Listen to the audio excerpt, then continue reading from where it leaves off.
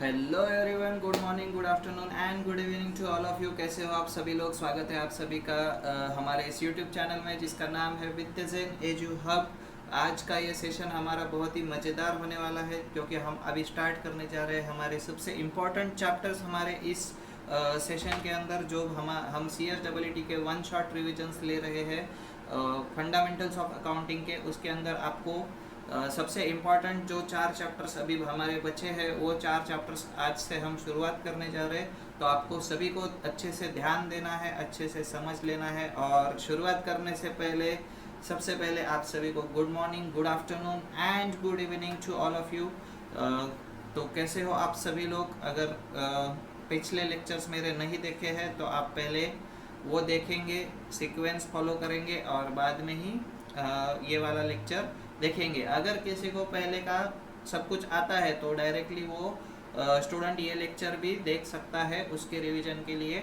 तो उसके साथ साथ उसको क्या करना है, तो अपने पास एक नोटबुक रखनी है, पेन रखना है, अपना कैलकुलेटर रखना है और जो भी आपकी नेसेसरी चीज़ें होती है जैसे स्केल, पेंसिल वगैरह, वो आपको साथ में रखनी है। हमारे इस चैप्टर के लिए बहुत काम आने वाली है, ठीक है। तो अभी हम स्टार्ट करेंगे हमारा ये वाला चैप्टर, जिसके अंदर हमको क्या कहा गया है? हमको कहा गया है प्रोप्राइटर्स, सोल प्रोप्राइटर्स जो होते हैं उनके फाइनल अकाउंट्स बनाने। बट मैं आपको बता दूं ये स्टार्ट करने से पहले कि आपका जो है अब तक सिर्फ और सिर्फ 35 मैक्सिमम 35 से 40 मार्क्स तक का ही सिलेबस जो आपको एग्ज़ाम में आने वाला है उतना ही आपका अभी तक कवर हुआ है। आपका जो भी मेन 4 टॉपिक्स है आपके सोल प्रोप्राइटर के फाइनल अकाउंट्स या फिर पार्टनरशिप के अकाउंट्स या फिर NPO के या फिर कंपनी अकाउंट्स जो है आपके सिलेबस में, वो सब कम से कम 60 मार्क्स का वेटेज रखते हैं। तो यही आपके सबसे ज़्यादा इम्पोर्टेंट चैप्टर्स बनेंगे। स्कोरिंग चैप्टर्स भी आपके यही बनेंगे, यहीं से आप सबसे ज़्यादा स्कोरिंग कर पाओगे आपके पेपर के अंदर, ठीक है। तो याद रखना है आप सभी ने कि भाई ये चैप्टर्स को ज़्यादा नज़रअंदाज नहीं करना है, अच्छे से अच्छा आपको ध्यान दे करके पूरा शिद्दत से पढ़ना है और साथ में ही इसको कंप्लीट करना है। तो जस्ट 1 सेकेंड, हम अभी शुरू करेंगे हमारे इस 5th लेसन को। तो इसके अंदर हमको क्या क्या सीखना है, सबसे पहले हम वो देखेंगे। तो हमको ट्रेडिंग अकाउंट बनाने को सीखना है, हमको प्रॉफिट एंड लॉस अकाउंट बनाना सीखना है, हमको बैलेंस शीट भी बनाने को सीखना है और साथ साथ में प्रोप्राइटर का मैन्युफैक्चरिंग अकाउंट कैसा होता है वो भी हम इस वाले चैप्टर के अंदर सीखेंगे कि कैसे बनाया जाता है। तो सबसे पहले हमने देखा है, देखो पहले 4 चैप्टर हमारे जितने भी हुए हम देखते थे, transfer to profit and loss, transfer to trading account, transfer to manufacturing account. अगर नहीं भी देखा है तो अभी देख लोगे, ठीक है। पर प्रॉफिट एंड लॉस अकाउंट का तो आपने देखा ही है। अगर कैमरा का लैग है तो जस्ट ये कनेक्टिविटी इशू हो सकता है, इंटरनेट इशू हो सकता है, बाकी कुछ नहीं है। उसके बाद हमको बैलेंस शीट के अंदर हमने पढ़ा है, देखो हमारे पास असेट्स होती है, लाइबिलिटीज़ होती है, वो कैसे प्रेजेंट किया जाता है, ये फाइनेंशियल स्टेटमेंट्स कैसे बनाए जाते हैं, आज हमको इस वाले चैप्टर के अंदर सीखने को मिलने वाला है। तो साथ में ही मैं ये बता दूँ ये 1 शॉट रिवीजन सीरीज़ है, फिर भी इसके पार्ट्स में लेक्चर आएंगे, 2 से 3 पार्ट्स या मैक्सिमम 4 पार्ट तक ये लेक्चर जाएंगे हमारे इस वाले चैप्टर के अंदर। और मैं इसके अंदर आपको मैक्सिमम प्रैक्टिकल प्रॉब्लम्स सॉल्व करना पढ़ाने वाला हूँ, ना कि इसके थ्योरी के ऊपर ज़्यादा ध्यान दूंगा। बट साथ साथ में ही आपको जो भी एडजस्टमेंट्स हमारे इस चैप्टर के अंदर आती है वो एडजस्टमेंट्स कैसे आपको सॉल्व करनी है वो हमको यहाँ पर सीखना है, वो मैं ज़रूर पढ़ाऊँगा आपको इस वाले चैप्टर के अंदर। ऑलमोस्ट 24 एडजस्टमेंट्स के बारे में आपको सिखाया गया है, तो वो एडजस्टमेंट्स हमको सीखनी है। तो अभी हम स्टार्ट करेंगे हमारे इस चैप्टर को। तो मैं थ्योरी ज़्यादा आपको अब इसमें से नहीं लेने वाला हूँ, आपको सीधा सीधा वो पढ़ के समझनी है। और क्वेश्चन पेपर में भी आपको इसमें थ्योरी बहुत कम आएगी, आएगा तो प्रैक्टिकल सम ही आएगा। तो सबसे पहले हम अभी सोल प्रोप्राइटरशिप के अंदर देखेंगे कि फाइनेंशियल स्टेटमेंट्स की कौन कौन से बिजनेस एंटिटीज के बनते हैं। तो नॉर्मली दो बिजनेस एंटिटीज के बनते हैं, एक होता है मैन्युफैक्चरिंग और दूसरा होता है नॉन मैन्युफैक्चरिंग। तो नॉन मैन्युफैक्चरिंग मतलब क्या, वो सिर्फ ट्रेडर है, वो कहीं से गुड्स ला रहा है और कहीं पे बेच रहा है।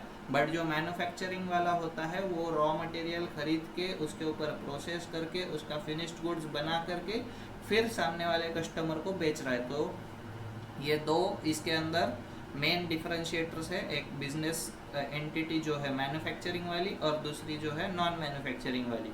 तो हमको सबसे पहले पढ़नी है नॉन मैन्युफैक्चरिंग बिजनेस एंटिटी के फाइनेंशियल स्टेटमेंट्स, मतलब जो ट्रेडर होता है उसके फाइनेंशियल स्टेटमेंट्स कैसे बनते हैं।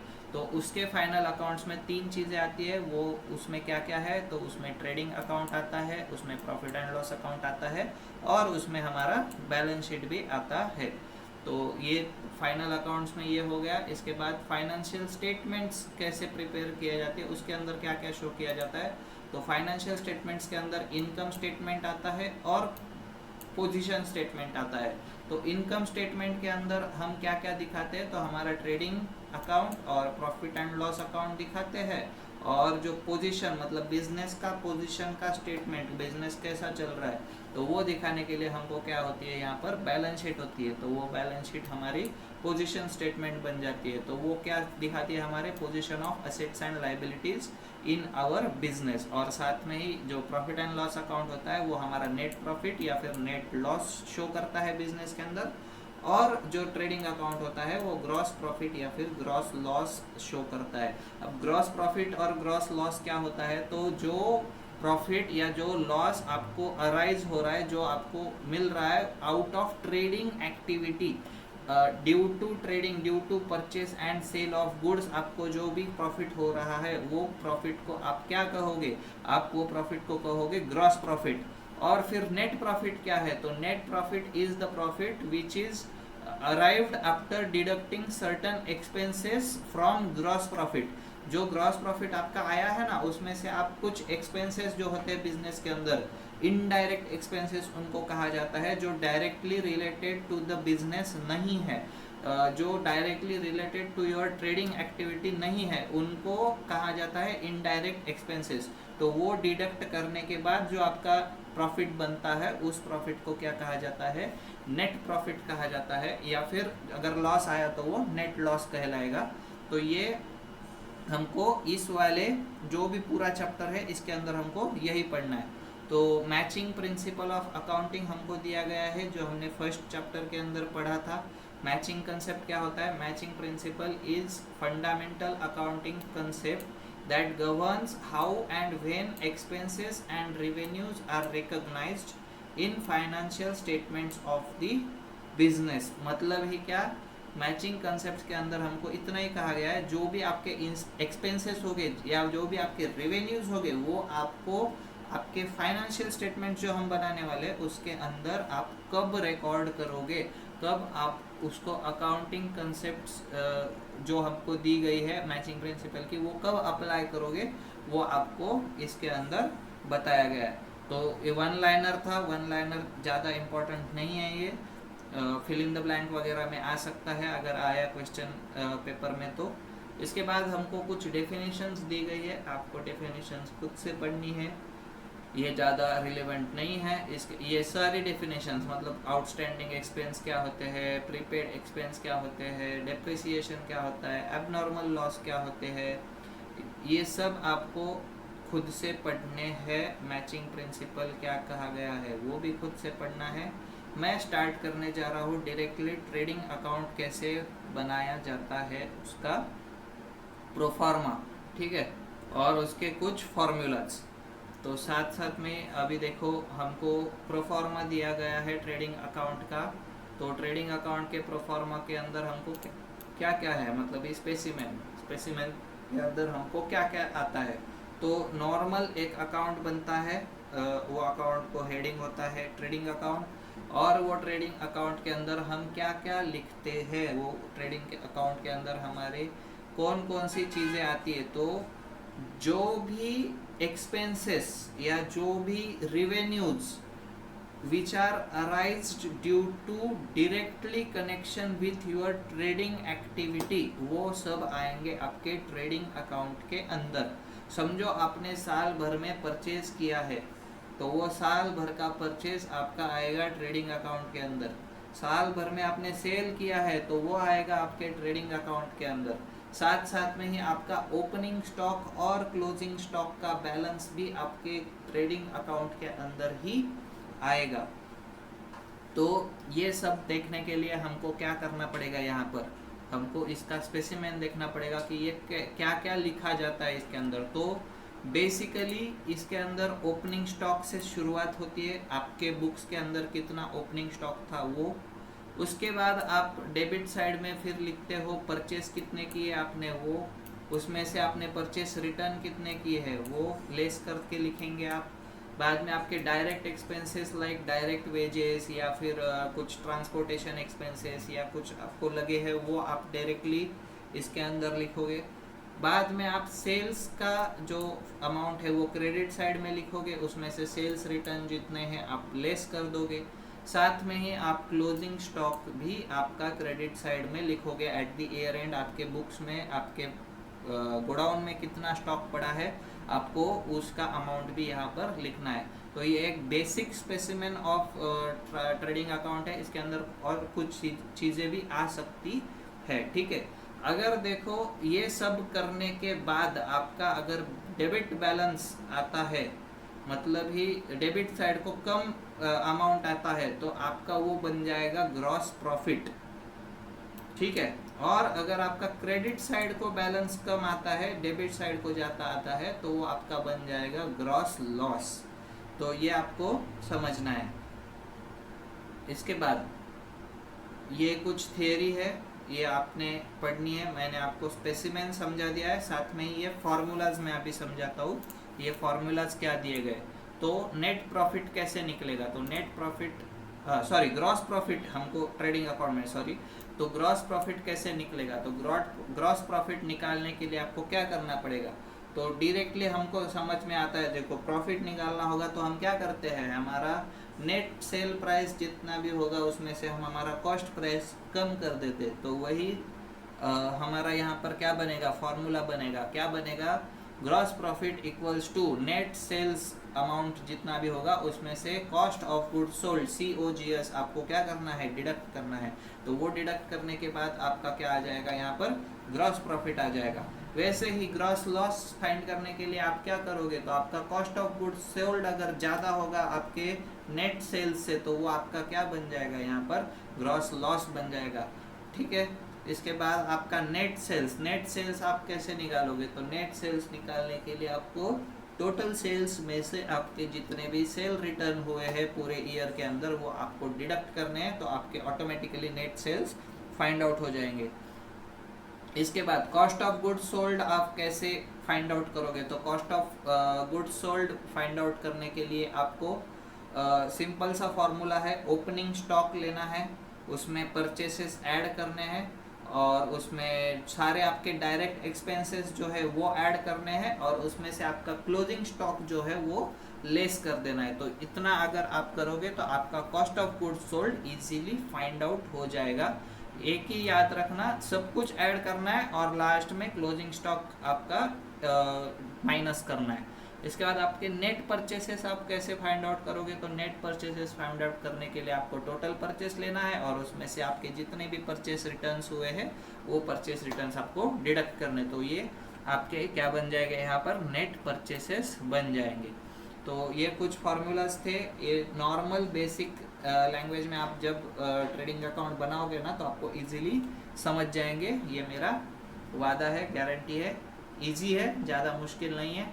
इसके बाद हमको आता है profit and loss account. Profit and loss account किस चीज़ के लिए बनाया जाता है, तो हमारे बिजनेस के अंदर नेट प्रॉफिट कितना आया है वो हमको ढूंढना होता है। हर साल हमारा बिजनेस प्रॉफिट में चल रहा है, लॉस में चल रहा है, वो सब ढूंढने के लिए हमको प्रॉफिट एंड लॉस अकाउंट जो है हमारे बुक्स के अंदर हर साल बनाने की ज़रूरत होती है। तो अभी सबसे पहले इसका फॉर्मूला देख लो। तो नेट प्रॉफिट कैसे मिलेगा आपको, तो टोटल रिवेन्यू आपका जितना होगा, टोटल ग्रॉस प्रॉफिट, उसके बाद कुछ इनडायरेक्ट इनकम्स भी होते हैं, वो सब मिला करके आपके टोटल रेवेन्यूज आएंगे। और उसमें से आप क्या करोगे, आपके टोटल एक्सपेंसेस जो भी इनडायरेक्ट एक्सपेंसेस है वो आप यहाँ पर लेस करोगे। वो लेस करने के बाद क्या आ जाएगा, आपका नेट प्रॉफिट आ जाएगा। और अगर आपका वो नेट प्रॉफिट माइनस में आया है तो वो आपका क्या बन जाएगा, नेट लॉस बन जाएगा।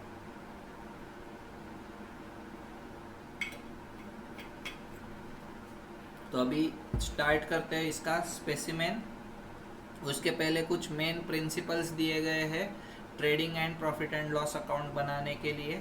वो प्रिंसिपल्स क्या है, तो only revenue receipts, that is sales proceeds and other incomes should be entered. जितने भी सेल की एंट्रीज है या फिर जितने भी अदर इनकम्स है आपके, वो सारे आपको एंटर करने हैं। यानी कि सिर्फ रिवेन्यू रिसीट्स जो होंगी उतनी ही आएंगी, कैपिटल रिसीट्स नहीं आएंगी।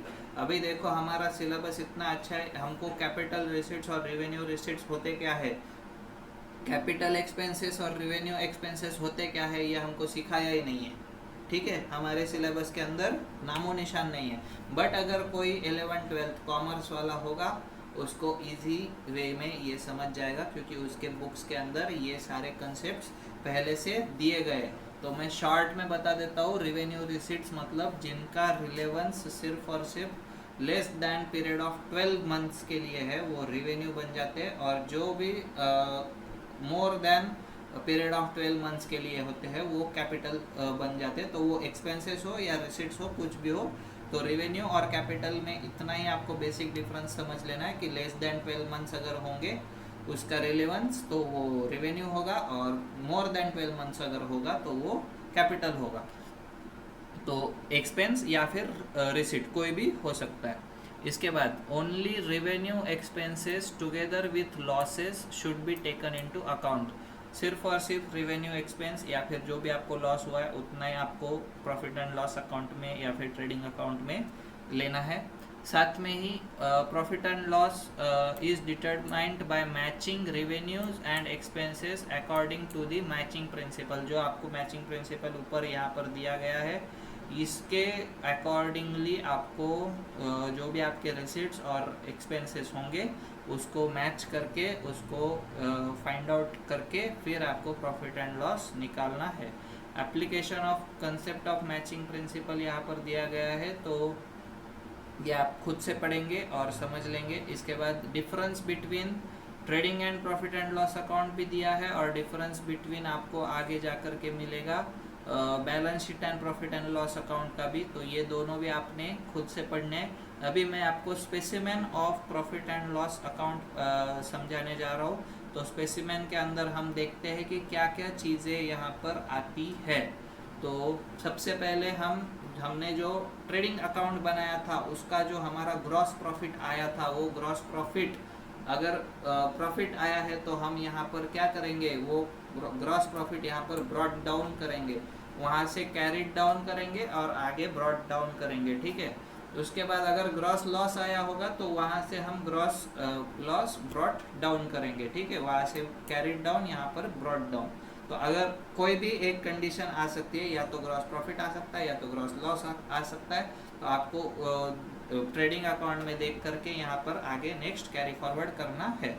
तो अगर हम अभी लेकर के चलते हैं, हमारे ग्रॉस प्रॉफिट आया है, ठीक है, तो ग्रॉस प्रॉफिट आने के बाद आप क्या करोगे, आपके बिजनेस में जितने भी आपके मैनेजमेंट एक्सपेंसेस है, जितने भी आपके मेंटेनेंस एक्सपेंसेस है, जितने भी आपके सेलिंग एंड डिस्ट्रीब्यूशन एक्सपेंसेस है, और जितने भी आपके फाइनेंशियल एक्सपेंसेस है, उसके बाद जितने भी आपके एबनॉर्मल लॉसेस है, ये सब लेस करने के बाद आपका जितना प्रॉफिट बचता है वो आप क्या करोगे, प्रॉफिट, नेट प्रॉफिट के नाम से लिखोगे। तो कौन कौन से हमको फिर से एक बार देखना है, कौन कौन से एक्सपेंसेस, मैनेजमेंट रिलेटेड एक्सपेंसेस, उसके बाद कौन कौन से मेंटेनेंस रिलेटेड एक्सपेंसेस, उसके बाद कौन से selling and distribution related expenses, उसके बाद कौन से फाइनेंशियल एक्सपेंसेस, और फिर एबनॉर्मल लॉसेस कुछ होते हैं तो वो।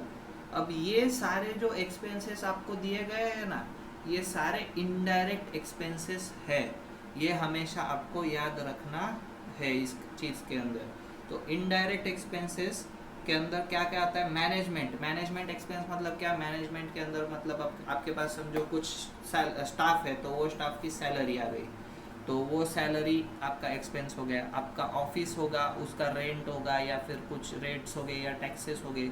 रेंट, रेट्स एंड टैक्सेस जो होते हैं वो आपको अगर कुछ पे करना होता है तो वो आएंगे। उसके बाद आता है प्रिंटिंग और स्टेशनरी, प्रिंटिंग एंड स्टेशनरी के खर्चे, टेलीफोन के खर्चे, पोस्ट के खर्चे, इंश्योरेंस के खर्चे, ऑडिट के खर्चा, लीगल फीस, इलेक्ट्रिसिटी बिल वगैरह वगैरह, ये सब आपके क्या बन जाएंगे? यहाँ पर मैनेजमेंट एक्सपेंसेस बन जाएंगे। ये सब कहाँ आएंगे? प्रॉफिट एंड लॉस अकाउंट के डेबिट साइड में आएंगे। लॉस हमेशा प्रॉफिट एंड लॉस के डेबिट साइड में लिखा जाता है, और प्रॉफिट हमेशा प्रॉफिट एंड लॉस के क्रेडिट साइड में लिखा जाता है। तो मैनेजमेंट एक्सपेंस हो गए। इसके बाद आपको आ सकते हैं मेंटेनेंस एक्सपेंसेस। मेंटेनेंस एक्सपेंसेस के अंदर आपने कुछ रिपेयर्स करवाए, कुछ रिन्यूअल्स करवाए, तो वो खर्चा। उसके बाद डिप्रिसिएशन आप चार्ज करते हो, आपने अभी अभी डिप्रिसिएशन का चैप्टर पढ़ा है, तो वो डिप्रिसिएशन का खर्चा भी आपको कहाँ लिखना है? आपके प्रॉफिट एंड लॉस अकाउंट के डेबिट साइड में लिखना है। उसके बाद आता है selling and distribution expense. Selling expense, distribution expense आप कहोगे कि ये directly related to trading activity है, बट ऐसा नहीं होता है। ये सेलिंग एंड डिस्ट्रीब्यूशन एक्सपेंसेस जो है ये इनडायरेक्ट एक्सपेंसेस के अंदर आते हैं, और आपको वो प्रॉफिट एंड लॉस अकाउंट में लिखना पड़ता है, ना कि आपके ट्रेडिंग अकाउंट में लिखोगे। देखो कैरिज इनवर्ड्स जो होते हैं ना, अभी यहाँ पर दिया गया है, देखो कैरेज आउटवर्ड्स। तो ये कैरेज आउटवर्ड्स हमेशा जो होता है वो आपका सेलिंग एंड डिस्ट्रीब्यूशन एक्सपेंस होता है, बट कैरेज इनवर्ड जो होता है वो आपका क्या होता है? वो आपका डायरेक्ट एक्सपेंस होता है, तो वो आपके ट्रेडिंग अकाउंट में जाएगा। बट जो कैरेज आउटवर्ड है वो आपका प्रॉफिट एंड लॉस अकाउंट में ही जाएगा। उसके बाद जो भी सैलरी होगी आपके सेलिंग स्टाफ की, वो आपकी वहाँ पर जाएगी। एडवर्टीजमेंट के खर्चे जाएंगे, गोडाउन का रेंट जाएगा। उसके बाद कैरेज आउटवर्ड्स के खर्चे जाएंगे। बैड डेट्स अगर कुछ हो जाते हैं तो वो भी आपके इसी में आएंगे। प्रोविज़न फॉर बैड डेट्स आप बना देते हो, तो वो प्रोविज़न भी आपको कहाँ लिखना है? आपको वो प्रोविज़न भी आपके प्रॉफिट एंड लॉस अकाउंट के अंदर लिखना है। उसके बाद सेलिंग कमीशन अगर आप कुछ देते हो तो वो भी आपके सेलिंग एंड डिस्ट्रीब्यूशन एक्सपेंसेस है। बाद में कुछ फाइनेंशियल एक्सपेंसेस आते हैं, तो उसके अंदर क्या आता है? बैंक चार्जेस आते हैं, या फिर इंटरेस्ट पेमेंट ऑन लोन्स आते हैं, या फिर डिस्काउंट ऑन बिल्स आते हैं। बिल्स कौन से? हमारे बिल्स ऑफ एक्सचेंज हमने देखे थे, बिल्स रिसीवेबल, बिल्स पेएबल, तो उसके ऊपर के डिस्काउंटिंग कुछ आता है। डिस्काउंट अलाउड टू कस्टमर्स जो आपने किए हैं, जो आपने ट्रेड डिस्काउंट दिए हैं कस्टमर्स को, वो ट्रेड डिस्काउंट्स भी आपके कहाँ पर आएंगे? आपके प्रॉफिट एंड लॉस अकाउंट के अंदर आने वाले हैं। इसके बाद कुछ एबनॉर्मल लॉसेस आपको होते हैं। एबनॉर्मल लॉसेस मतलब क्या? कहीं पढ़ा है? अगर 11th-12th में पढ़े हो तो अच्छा है, नहीं पढ़े हो, साइंस के स्टूडेंट्स हो, आर्ट्स के स्टूडेंट्स हो, तो सुन लो। एबनॉर्मल लॉसेस मतलब जो लॉसेस नॉर्मल नहीं है। अब बोलोगे नॉर्मल लॉसेस मतलब क्या? तो नॉर्मल लॉसेस मतलब सिंपल भाषा में नॉर्मल लॉस, उसको रीज़न था कुछ वो लॉस होने के वजह से पीछे, और वो हमेशा होते रहता है। ऐसा नहीं है कि वो 5-10 साल में एक आध बार लॉस हुआ है, वो हर साल, हर 6 महीने में, हर 2 महीने में वो लॉस होता है हमको। तो वो क्या बन जाता है? हमारा नॉर्मल लॉस बन जाता है। और वही जो हमको कभी तो भी एक आध बार आने वाला है, 4-5 साल में, 10 साल में एक बार हमको वो लॉस बेयर करने पड़ने वाला है, तो वो क्या हो जाएगा? हमारा एबनॉर्मल लॉस हो जाएगा। जैसे हमने हमारे प्लांट के अंदर से मशीनरी बेच दी, अगर मशीनरी बेच दी और उसके ऊपर हमको लॉस हो गया, तो ये लॉस तो हमको हर 2 महीने में, हर 1 महीने में नहीं होने वाला है, या एक ही बार में होने वाला है। तो ये हमारा क्या बन जाता है? यहाँ पर एबनॉर्मल लॉस बन जाता है। तो loss on sale of machinery, loss on sale of investment, या फिर loss by fire, loss by theft, loss by natural calamity, कुछ भी तरह का लॉस हो जो आपका नॉर्मल नहीं है, वो क्या बन जाएगा, आपका एबनॉर्मल लॉस यहाँ पर बन जाएगा। इसके बाद ये हो गए सारे एक्सपेंसेस। कुछ इनकम्स भी तो होते हैं, बैंक से इंटरेस्ट मिलता है डिपॉजिट्स के ऊपर, या फिर डिविडेंड मिलता है शेयर्स के ऊपर, या फिर एबनॉर्मल गेन्स भी हो सकते हैं, मशीनरी बेचने पर प्रॉफिट हो गया, तो वो भी हमारे प्रॉफिट एंड लॉस अकाउंट के अंदर हम कहाँ पर लिखेंगे, हम हमारे क्रेडिट साइड के अंदर लिखेंगे। तो क्रेडिट साइड के अंदर कैसे लिखेंगे, तो ये देखो आ गया हमारा अदर इनकम के अंदर हम क्या क्या लिख सकते हैं इस चीज़ में। तो अदर इनकम के अंदर हम लिखेंगे हमारा डिस्काउंट रिसीव्ड होते हैं, कुछ हमारे जो क्रेडिटर्स होते हैं जिनसे हम गुड्स परचेज करते हैं रीसेल के लिए, वो हमको कुछ डिस्काउंट अलाउ करते हैं, तो वो हमारे के लिए क्या बन जाते हैं, वो हमारे लिए डिस्काउंट रिसीव्ड बन जाते हैं। उसके बाद हमको कुछ कमीशन मिलता है, तो वो कमीशन भी हमारे लिए क्या बन जाता है, इनडायरेक्ट इनकम बन जाता है। साथ साथ में कुछ रिजर्व हम बना सकते हैं कि हमको इन क्रेडिटर्स की तरफ से इतना डिस्काउंट मिलने वाला है, तो वो रिजर्व भी आपका क्या बन जाएगा, वो आपका रिजर्व बन जाएगा इनडायरेक्ट इनकम। तो ये हो गए कुछ अदर इनकम के टाइप्स। इसके बाद कुछ हमको आते हैं नॉन ट्रेडिंग इनकम, जो भी आपके ट्रेडिंग एक्टिविटी से रिलेटेड इनकम नहीं है, या फिर आपका बिजनेस से रिलेटेड इनकम नहीं है। जैसे कि आपको कोई बैंक से इंटरेस्ट पेमेंट कर रहा है, आपके बैंक में करंट अकाउंट था या आपका बैंक में सेविंग्स अकाउंट था, उसमें से आपको इंटरेस्ट मिल रहा है, तो वो इंटरेस्ट आपका क्या हो जाएगा, इनडायरेक्ट इनकम हो जाएगा। साथ साथ में ही आपका rent on property let out, आपके पास फ्लैट थे, आपके पास बंगले थे, आपके पास शॉप था, आपने उसको रेंट पर दे दिया, ठीक है। रेंट पर देने के बाद आपको क्या मिला, उसमें से रेंट मिला, रेंट मतलब पैसे मिले, हर महीना कुछ फिक्स्ड अमाउंट मिला, तो वो अमाउंट आपके लिए क्या बन जाएगा, वो अमाउंट आपके लिए बन जाएगा यहाँ पर इनडायरेक्ट इनकम। तो वो इनडायरेक्ट इनकम भी आप कहाँ लिखोगे, आप लिखोगे प्रॉफिट एंड लॉस अकाउंट के क्रेडिट साइड में। साथ साथ में ही आपने कुछ स्टॉक मार्केट के अंदर शेयर्स खरीद रखे कुछ कंपनीज के, तो वो शेयर्स खरीद रखे हैं, तो वो भी आपके हर साल या फिर हर 2-3 साल में जैसे भी डिविडेंड डिक्लेयर होता है कंपनी के तरफ से, तो आपको वो शेयर्स आपको डिविडेंड देने का काम करते हैं। तो वो डिविडेंड जो होते हैं, वो डिविडेंड आपका इनडायरेक्ट इनकम कहा जाता है, क्योंकि वो बिजनेस एक्टिविटी, ट्रेडिंग एक्टिविटी से रिलेटेड नहीं है। साथ साथ में ही आपके इंटरेस्ट अर्न होते हैं डिबेंचर्स के ऊपर। आपने कुछ कंपनीज के अंदर डिबेंचर्स ले रखे हैं, तो वो डिबेंचर्स के अंदर आपका इंटरेस्ट मिलता है, तो वो इंटरेस्ट भी आपका क्या बन जाता है, वो इंटरेस्ट भी आपका यहाँ पर प्रॉफिट बन जाता है, तो वो भी आपके गेन्स है। अभी आपको यहाँ पर पता नहीं होगा शेयर्स मतलब क्या, डिबेंचर्स मतलब क्या, या फिर अभी तो हम नए ज़माने में, अभी सबको पता है, सबके पास अपना अपना ट्रेडिंग अकाउंट होता है, सब लोग शेयर मार्केट के अंदर पैसा लगाते हैं। पुराने ज़माने में ये सब नहीं था, अभी है। तो अभी आपको सिर्फ डिबेंचर्स नहीं पता होगा, शेयर्स पता होंगे। अगर डिबेंचर्स नहीं पता होगा तो wait and watch for lesson number 7, जिसके अंदर आपको कंपनी फाइनल अकाउंट्स के अंदर डिबेंचर्स क्या होते हैं वो सीखने को मिलेंगे। अभी तक के लिए आपको बस इंटरेस्ट ऑन डिबेंचर्स अगर कहीं दिखता है तो वो आपको प्रॉफिट के अंदर लेना है, नेट प्रॉफिट के अंदर, और आगे बढ़ना है साथ में, ठीक है। इसके बाद आता है एबनॉर्मल गेन्स। एबनॉर्मल गेन्स के अंदर आपको क्या क्या एबनॉर्मल गेन हो सकते हैं, तो आपको सेल ऑन मशीनरी या फिर सेल ऑन फर्नीचर या फिर सेल ऑन इन्वेस्टमेंट के ऊपर कुछ फ़ायदा हो गया।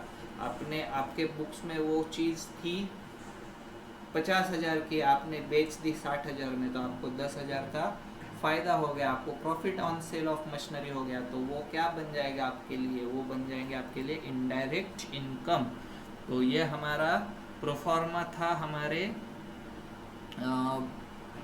किस चीज़ का, हमारे प्रॉफिट एंड लॉस अकाउंट का, ठीक है। तो आप प्रॉफिट एंड लॉस अकाउंट का हेडिंग कैसे लिखोगे, profit and loss account for year ended, ये अकाउंट सिर्फ और सिर्फ 31 मार्च या फिर अगर क्वेश्चन में दिया है 31 दिसंबर, वो ये दो ही डेट्स को बनता है। या फिर क्वेश्चन में स्पेसिफिकली दिया है कि ये ईयर आपका एंडिंग का मंथ या फिर ये डेट होने वाली है, तो वो डेट का आपको लिखना पड़ता है। या फिर बाय मैंडेट ये 31 मार्च को ही आता है, 31 मार्च जो भी रिलेवेंट ईयर होगा वो। और हमेशा आपको डेबिट साइड क्रेडिट साइड अच्छे से लिखनी है, पर्टिकुलर्स अमाउंट अच्छे से लिखने हैं, दोनों साइड में दो दो कॉलम्स आएंगे। और आपके अच्छे फॉर्मेट बनना बहुत ज़रूरी है, क्योंकि जब तक फॉर्मेट और आपका प्रेजेंटेशन अच्छा नहीं होगा तब तक आपको मार्क्स नहीं मिलने वाले हैं इस वाले प्रॉब्लम के अंदर, ठीक है। इसके बाद हम देखते हैं अभी बैलेंस शीट। बैलेंस शीट क्या होता है, तो थियोरी आपको दिया है, फीचर्स ऑफ बैलेंस शीट्स दिए गए हैं, मार्शलिंग ऑफ बैलेंस शीट दिया गया है। इसके बाद आपको दिया है स्पेसिमेन ऑफ बैलेंस शीट। तो स्पेसिमेन ऑफ बैलेंस शीट देख के हम इसको ख़त्म करेंगे और बाद में एडजस्टिंग एंट्रीज के तरफ जाएंगे, ठीक है। तो स्पेसिमेन ऑफ बैलेंस शीट के पहले आपको ये कुछ थियरी दी गई है, ये थियरी आपने खुद से पढ़नी है। मैं आपको 2 मिनट का समय देता हूँ, जितना पढ़ना हो जाए उतना पढ़ लो, कम से कम ये फीचर्स पढ़ लो और साथ में मार्शलिंग ऑफ बैलेंस शीट पढ़ लो, और फिर हम स्टार्ट करेंगे हमारा स्पेसिमेन ऑफ बैलेंस शीट। तब तक आप पानी भी पी सकते हो, कुछ खाना है तो खा भी सकते हो, और साथ में ही ये वाला पढ़ भी सकते हो, ठीक है। तो 2 मिनट का ब्रेक है, 2 मिनट बाद हम स्टार्ट करेंगे।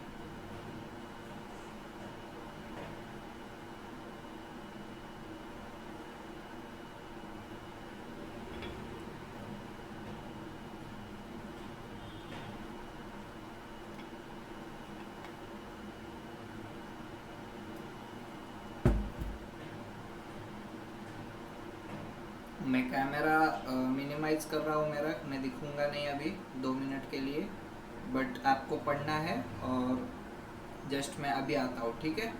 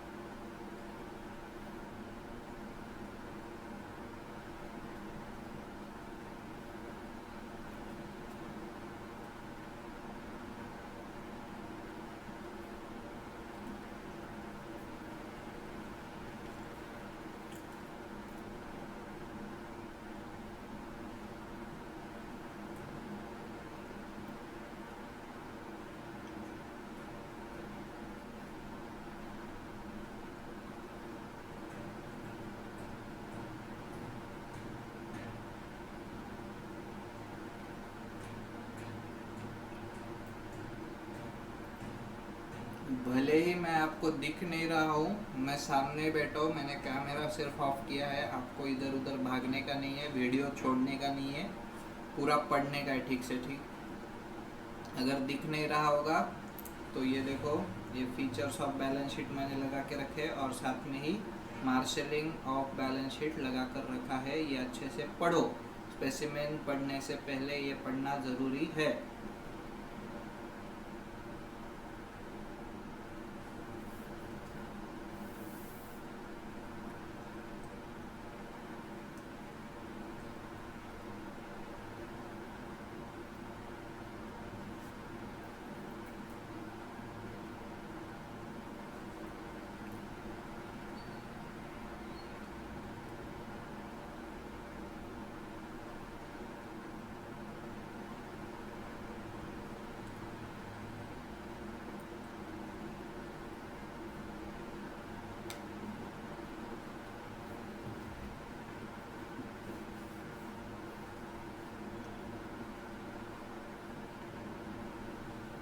चलो, खाना पीना हो गया हो, पानी पीना हो गया हो, पढ़ के हो गया हो, तो अभी हम स्टार्ट करते हैं। हमारा 2 मिनट का ब्रेक यहाँ पर ख़त्म होता है और अभी हम स्टार्ट करेंगे हमारे इस नेक्स्ट पॉइंट को, जो है हमारा बैलेंस शीट। तो बैलेंस शीट क्या होता है आपने ये पढ़ ही लिया होगा।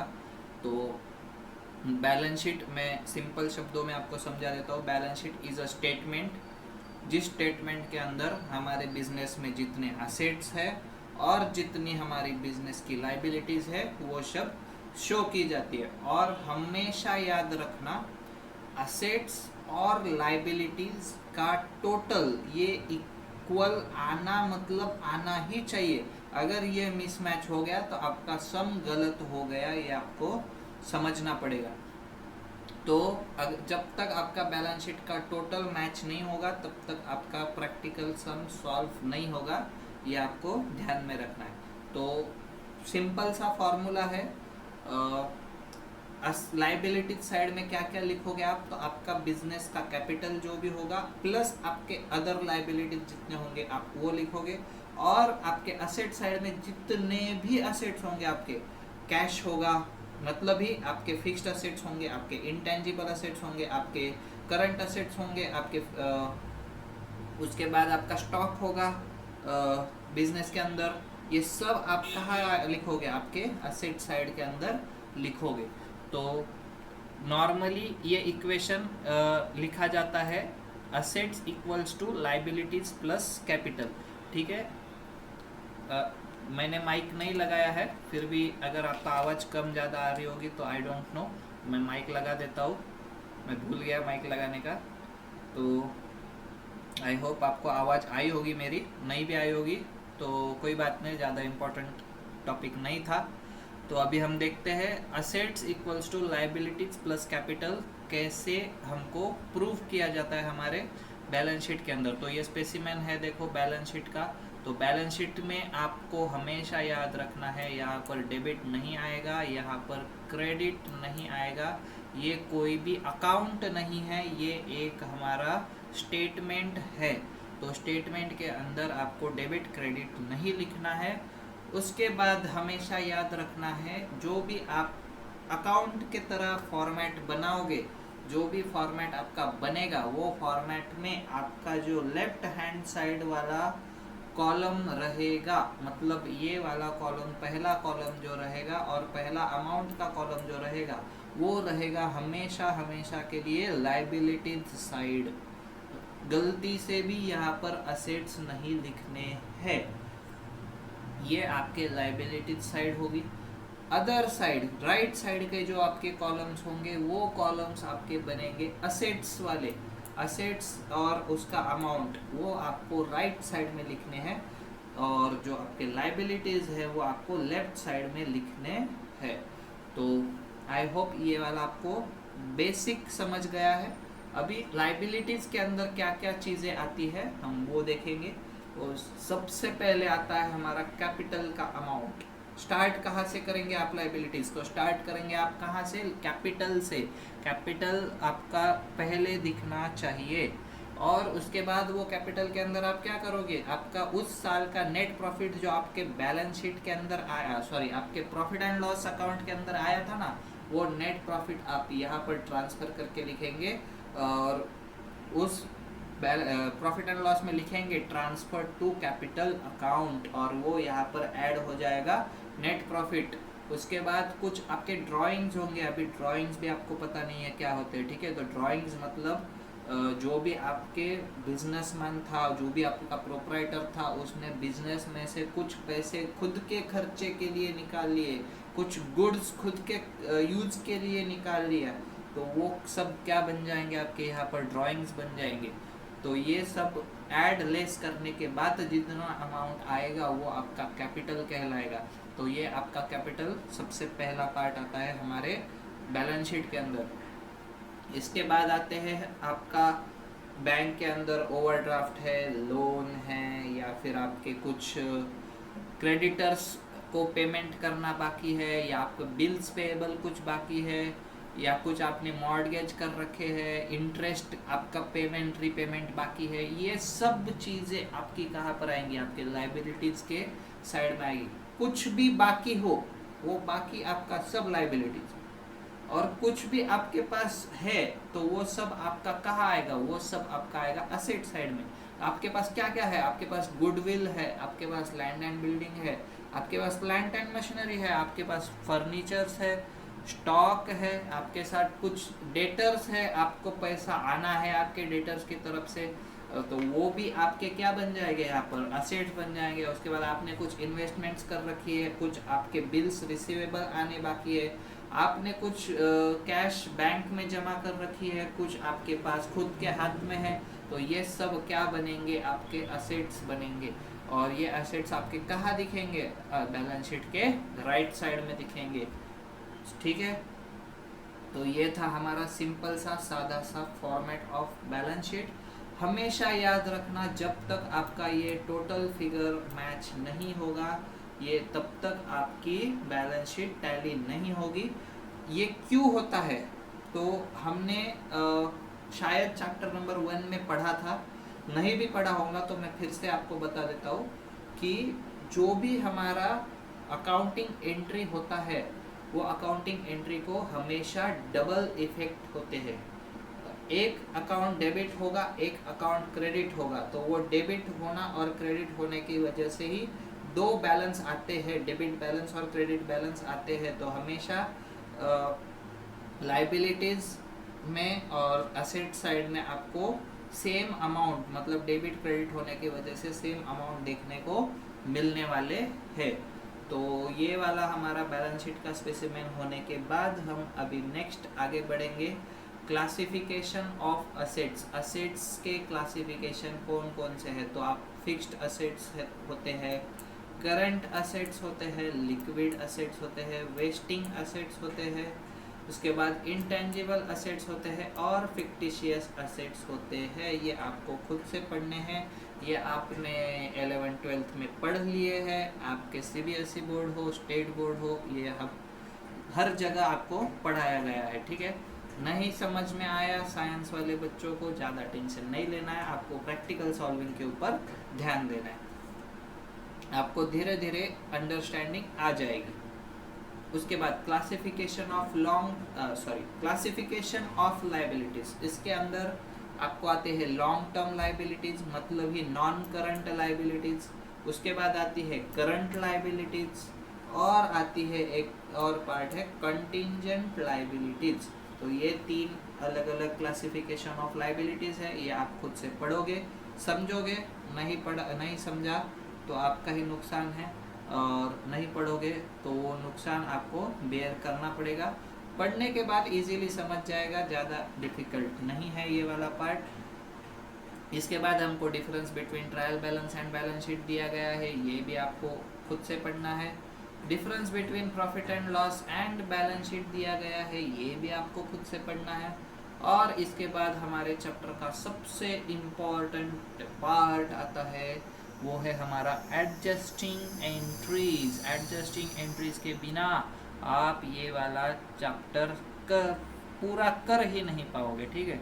तो इसके अंदर कितने एडजस्टिंग एंट्रीज हमको दिए हैं, 1 2 3 4 5 6 7 8, भाई साहब ये तो ख़त्म ही नहीं हो रहे। कितने हैं ये क्या कहा है, अभी हम 18th पे है, 18th 19th 20 21 22 24 तक है, cash discount, trade discount, and तक 24 हमको क्या दिए गए, यहाँ पर एडजस्टमेंट्स दिए गए हैं। तो ये एडजस्टमेंट्स पढ़ना बहुत बहुत बहुत ही ज़्यादा ज़रूरी है, ठीक है। तो अभी देखते हैं आज के इस सेशन में कितने कंप्लीट हो पाते हैं, और इसके बाद हमको क्लोजिंग एंट्रीज कैसे करते हैं वो भी सीखनी है, और फिर मैन्युफैक्चरिंग अकाउंट कैसे बनाते हैं वो भी सीखना है, ठीक है। तो ये सब कुछ तो आज एक इसमें नहीं हो पाएगा एक सेशन के अंदर, तो हम देखते हैं कितना होता है, और उसके बाद हमको डायरेक्टली इलस्ट्रेशंस दिए गए हैं, वो इलस्ट्रेशंस यूज करके हमको क्या करने हैं, हमारे फाइनल अकाउंट्स जो है वो प्रिपेयर करने हैं। तो आई होप आप सभी को मेरे साथ पढ़ाई करने में अच्छा लग रहा होगा। अगर बोर हो रहा होगा तो मुझे कमेंट में बताओ, मैं मेरा वे ऑफ टीचिंग सुधारने की कोशिश करूँगा और साथ साथ में ही आपको अच्छा एक एनवायरनमेंट देने का ट्राई भी करूँगा। तो अभी हमको ये इलस्ट्रेशंस ना देखते हुए सबसे पहले हमको एडजस्टमेंट एंट्रीज क्या होती है वो पढ़नी है। तो एडजस्टमेंट एंट्रीज पढ़ने के लिए हम क्या करेंगे, तो हम एडजस्टमेंट एंट्री के फर्स्ट वाले पॉइंट पर जाएंगे। तो फर्स्ट पॉइंट हमारा क्या है? हमारा फर्स्ट पॉइंट है क्लोजिंग स्टॉक। क्लोजिंग स्टॉक क्या होता है, कोई बता सकता है क्या? क्लोजिंग स्टॉक मतलब क्या? तो क्लोजिंग स्टॉक मतलब हमारा ईयर एंड में बचा हुआ जितना भी स्टॉक है हमारे गोडाउन के अंदर, वो क्या बन जाता है? हमारा क्लोजिंग स्टॉक बन जाता है।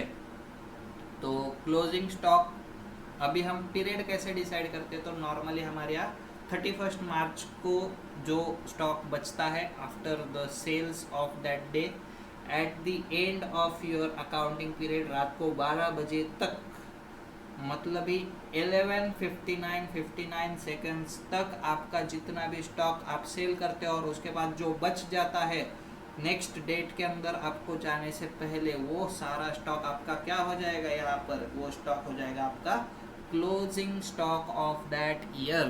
तो closing stock of that year क्या है ये सभी को क्लियर हो चुका होगा आई होप। तो क्लोजिंग स्टॉक की एंट्रीज कैसे की जाती है?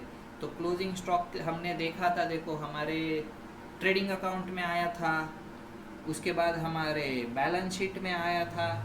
तो बैलेंस शीट में क्यों आया? क्योंकि वो एक स्टेटमेंट है और वो हमारे असेट्स होने की वजह से हमको वहाँ पर वो लिखना पड़ा, बट वो हमारा एक्चुअल अकाउंट भी है क्लोजिंग स्टॉक। तो वो क्लोजिंग स्टॉक अकाउंट हम कैसे लिखते हैं? वो क्लोजिंग स्टॉक अकाउंट क्या होता है?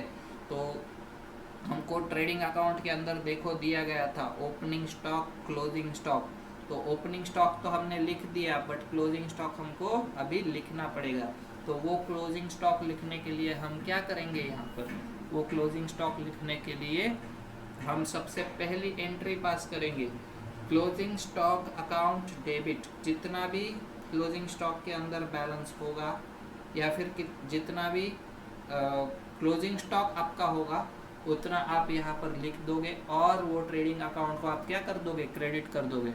तो when this entry is passed, closing stock at the end appears in the trading account and the asset sides of the balance sheet. It becomes opening stock of the next year. जो भी आपने closing stock लिखा है इस साल, वो next साल का क्या बन जाएगा? ऑटोमेटिकली ओपनिंग स्टॉक बन जाएगा। ये नन्हे मुन्ने बच्चों को भी समझ में आ जाएगा। इसके बाद stock account debit to purchases account, ये क्या किया गया है? तो हमने साल भर में जितने परचेज किए थे, देखो हमने परचेज को डेबिट किया था, कर करके हमने लास्ट एंट्री तक गए थे। बट वो परचेज मतलब क्या करते हैं हम? हमारा स्टॉक ही तो परचेज करते हैं। तो वो स्टॉक परचेज करते हैं मतलब ये हमको वो स्टॉक अकाउंट को क्या करना पड़ेगा? यहाँ पर वो ट्रांसफ़र करना पड़ेगा। वो ट्रांसफ़र करने के बाद जो बैलेंस आएगा उसमें से फिर ट्रेडिंग होगा, सेल होगा,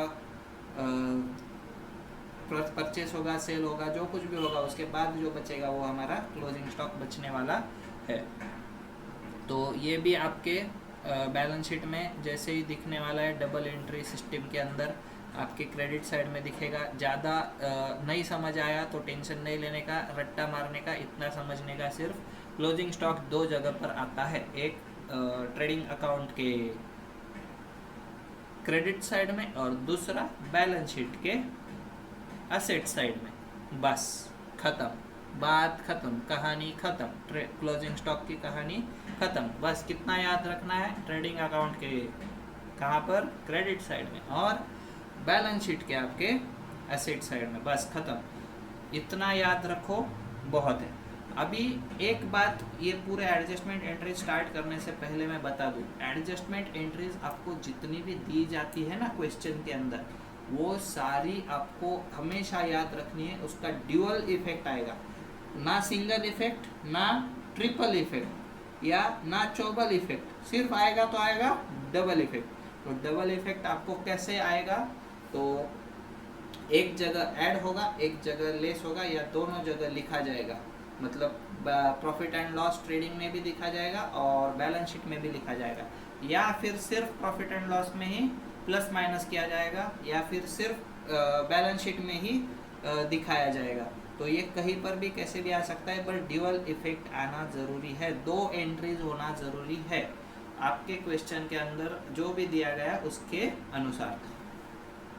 नेक्स्ट हमारा पॉइंट है, नेक्स्ट एडजस्टमेंट है एक्रूड और आउटस्टैंडिंग एक्सपेंसेस।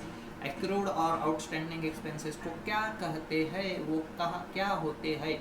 एक्रूड मतलब क्या, ये वर्ड आप में से बहुत लोगों ने पहली बार सुना होगा। What are accrued expenses. तो एक्रूड एक्सपेंसेस मतलब क्या, जो एक्सपेंस हमने मतलब हमारे हमको पेमेंट करना हमारा हो गया है वो एक्सपेंस का, तो वो हमारे एक्रू हो गए हैं, तो वो क्या बन जाएंगे हमारे एक्रूड एक्सपेंसेस। और जो आउटस्टैंडिंग एक्सपेंसेस है, जो हमारे एक्रूड थे उसमें से हमारा जो पेमेंट देना बाकी है वो हमारे क्या बन जाएंगे, आउटस्टैंडिंग एक्सपेंसेस बन जाएंगे। In short accrued expenses outstanding expenses same है। जितना एक्सपेंस हुआ है वो खर्चा जितना आपका देना बाकी है वो क्या बन जाता है, एक्रूड एक्सपेंस बन जाता है, या फिर आउटस्टैंडिंग एक्सपेंस बन जाता है। ज़्यादा डिफिकल्ट नहीं है, इजी है, अच्छे से समझना है। तो इसकी एंट्री आप कैसे पास करोगे, तो एक्सपेंस अकाउंट आपका डेबिट होगा और आउटस्टैंडिंग या फिर एक्रूड एक्सपेंस अकाउंट आपका क्रेडिट होगा। तो ये कैसे दिखेगा बैलेंस शीट और प्रॉफिट एंड लॉस में, अभी यहाँ पर तो ज़्यादा इसके बारे में बोला नहीं गया है, ठीक है, बट मैं आपको थियोरेटिकली समझाता हूँ। देखो, मेरे आउटस्टैंडिंग एक्सपेंस है मतलब क्या है, वो मेरी एक लाइबिलिटी है। जो एक्सपेंस ऑलरेडी ऑकर हो चुके बट मेरा देना उसका बाकी है, तो वो बाकी आने के बाद क्या होता है, हमारा लाइबिलिटी बन जाता है। तो एक्रूड एक्सपेंसेस या फिर आउटस्टैंडिंग एक्सपेंसेस क्या बन जाएंगे हमारे लिए, नंबर 1 लाइबिलिटी बन जाएंगे। तो वो लाइबिलिटी हम कहाँ लिखेंगे, हमारे बैलेंस शीट के अंदर, लाइबिलिटी साइड के अंदर हमको लिखनी पड़ेगी। साथ में ही जो आउटस्टैंडिंग एक्सपेंसेस है वो हमारे इस साल के खर्चे भी तो है। वो हमको एक कंसेप्ट सिखाया गया था कि अगर कुछ लॉस होता है या कुछ खर्चा होता है तो ट्रू एंड फेयर व्यू दिखाने के लिए आपको उसी साल में उसको रिकॉर्ड करना होता है, बट अगर कुछ गेन्स होते हैं तो आपको वो रिकॉर्ड नहीं करने होते। तो आप क्या करोगे, यहाँ पर आउटस्टैंडिंग एक्सपेंसेस हो गया, अगर समझो आउटस्टैंडिंग सैलरी है, कुछ आपकी सैलरी देना बाकी है, आप कहाँ लिखोगे, आप लिखोगे हम प्रॉफिट एंड लॉस अकाउंट के अंदर जितनी सैलरी पे की है, समझो 1 लाख रुपए पे किया है, उसमें हमारा 10,000 देना बाकी है, तो हम सैलरी 1 लाख प्लस ऐड करके आउटस्टैंडिंग सैलरी 10,000, ऐसा टोटल सैलरी हम कितना लिखेंगे उस साल का, हम लिखेंगे 1,10,000 रुपया। तो ये हो गया डबल इफेक्ट, एक इफेक्ट आया प्रॉफिट एंड लॉस अकाउंट में, एक इफेक्ट गया बैलेंस शीट में। तो ये आई थिंक आपको समझ गया है एक्रूड और आउटस्टैंडिंग एक्सपेंसेस क्या होते हैं। इसके बाद आते हैं हमारे अनएक्सपायर्ड और प्रीपेड एक्सपेंसेस।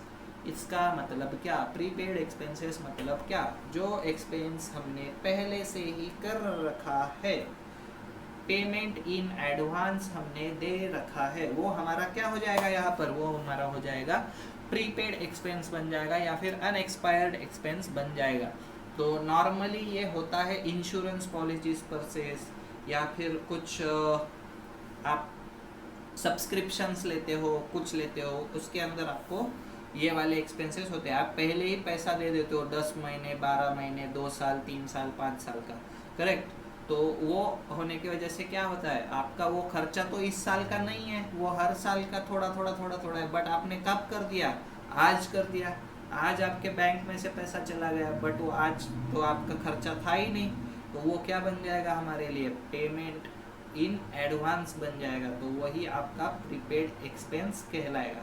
तो प्रीपेड एक्सपेंस के 2 इफेक्ट्स, प्रीपेड एक्सपेंस के 2 इफेक्ट्स आप क्या करोगे, आपको जितना भी एक्सपेंस था आपके प्रॉफिट एंड लॉस अकाउंट के अंदर आपने डेबिट साइड में दिखाया था, उसको आप क्या करोगे, कम करोगे।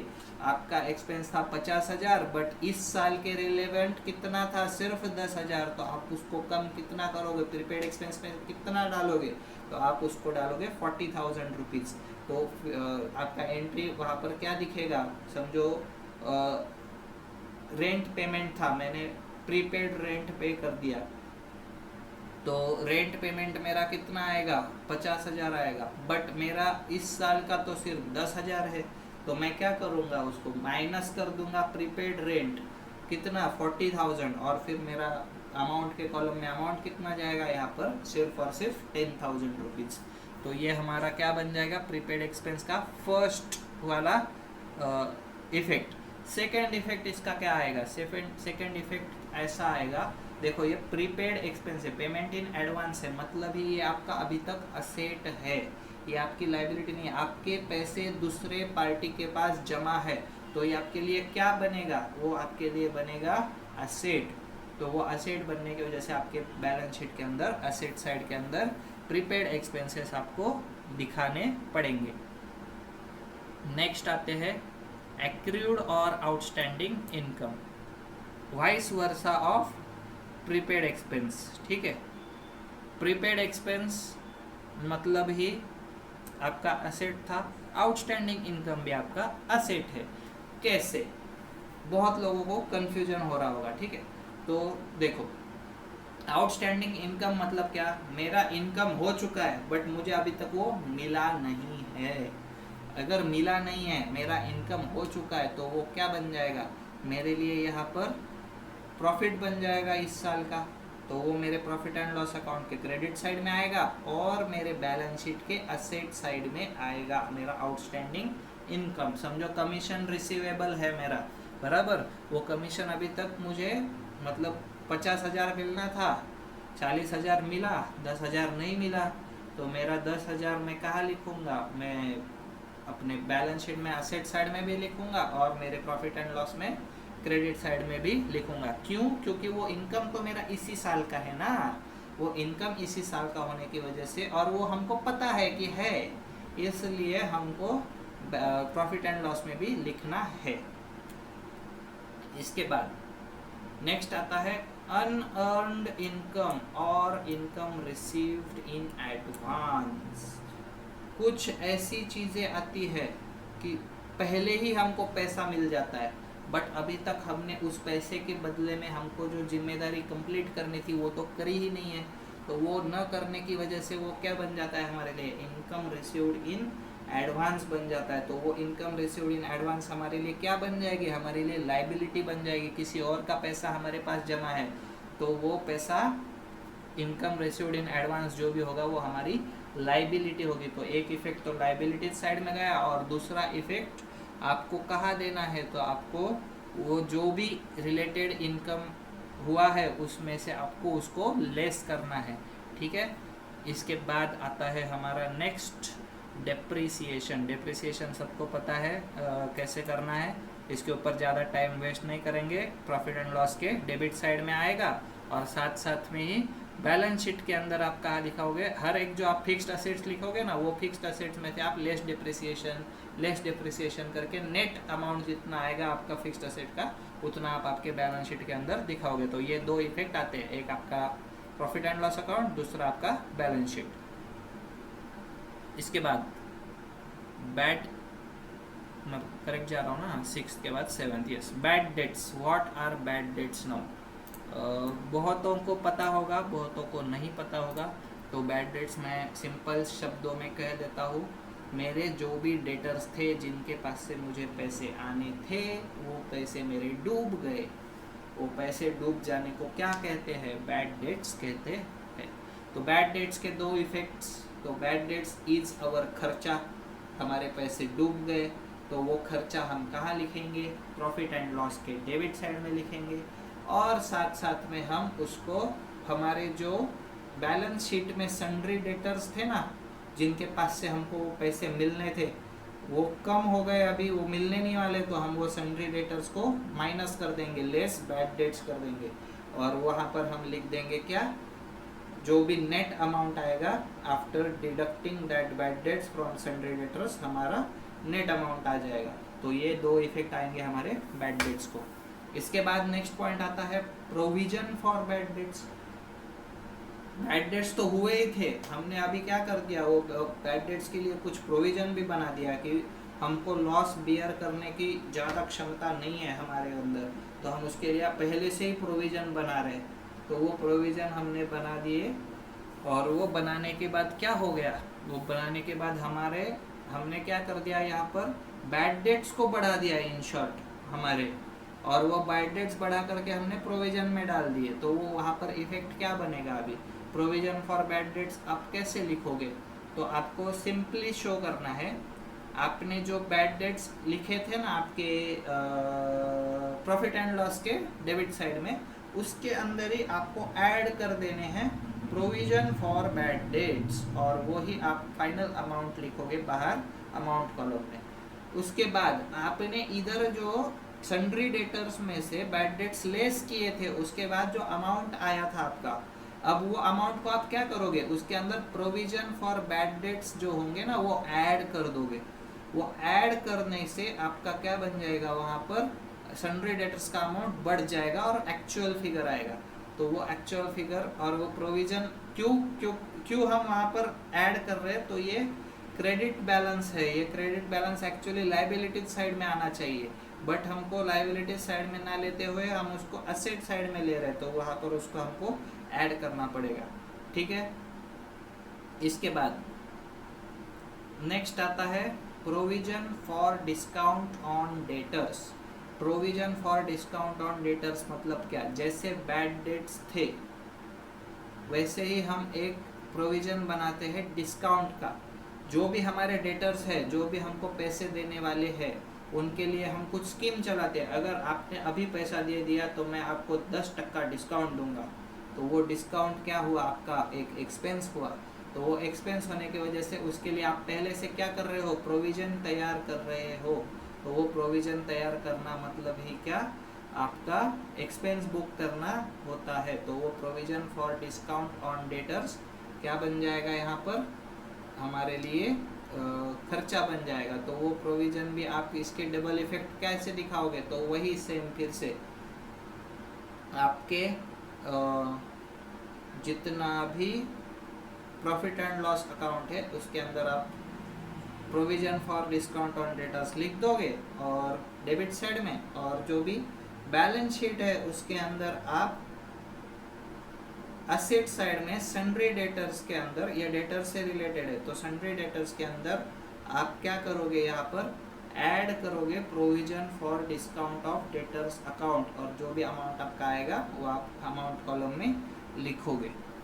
इसके बाद I am so sorry, add नहीं, डिडक्ट करना है, ये डिडक्शन फ्रॉम सन्ड्री डेटर्स है। इसके बाद इसमें भी शायद डिडक्शन है, yes, provision for bad debts भी डिडक्शन है बैलेंस शीट के लिए, मेरे से गलती हो गई, I am so sorry. Bad debts जो है वो भी आपको रिड्यूस करने होते हैं, प्रोविजन फॉर बैड डेट्स भी रिड्यूस करने होते हैं, और प्रोविजन फॉर डिस्काउंट भी आपको डिडक्ट ही करना होता है, आपको ऐड नहीं करना है। मेरे से ये गलती हो गई है, तो उसके लिए मेरे को सॉरी मैं बोल रहा हूँ, मेरे को माफ़ कर दो। इसके बाद नेक्स्ट आता है reserve for discount on debtors. Reserve for discount on debtors मतलब क्या, reserve for discount